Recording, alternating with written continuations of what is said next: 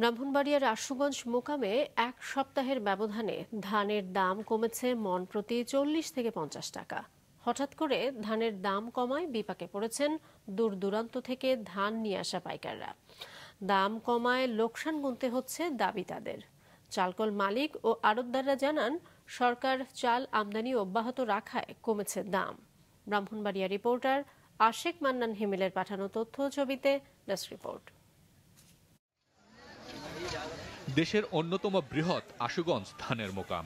কিশোরগঞ্জ, সিলেট, হবিগঞ্জ, নেত্রকোনা, ময়মনসিংহ ও জামালপুর সহ হাওর অঞ্চল থেকে উৎপাদিত ধানের অধিকাংশই বেচাকেনা হয় এই মোকামে। বর্তমানে প্রতিদিন গড়ে বেচাকেনা হচ্ছে ৮০ থেকে ৯০ হাজার মণ ধান, যার আর্থিক মূল্য ১১.৫ থেকে ১২ কোটি টাকা। তবে গত সপ্তাহ থেকে হঠাৎ কমে গেছে ধানের দাম।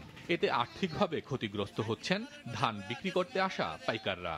তারা জানান, প্রতিমণ মোটা ধানের দাম কমেছে ৪০ থেকে ৫০ টাকা, বিক্রি হচ্ছে ১,২২০ টাকা থেকে ১,২৩০ টাকার মধ্যে। আর চিকন ধান প্রতিমণ ২০ টাকা কমে বিক্রি হচ্ছে ১,৩৬০ টাকা দরে। অনেক সময় এর চেয়ে কম দামে ধান বিক্রি করতে হচ্ছে পাইকারদের। চিকন ধানের বাজার ছিল আপনার ১৩৭০-৮০ টাকা, এখন বর্তমান হইলো আপনার ১৩৫০ থেকে ৬০ টাকা।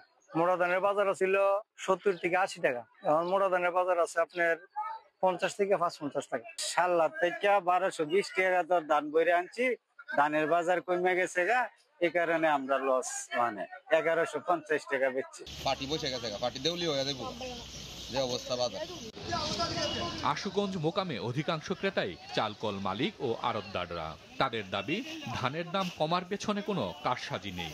বিদেশ থেকে চাল আমদানি অব্যাহত থাকায় দাম কিছুটা পড়তির দিকে।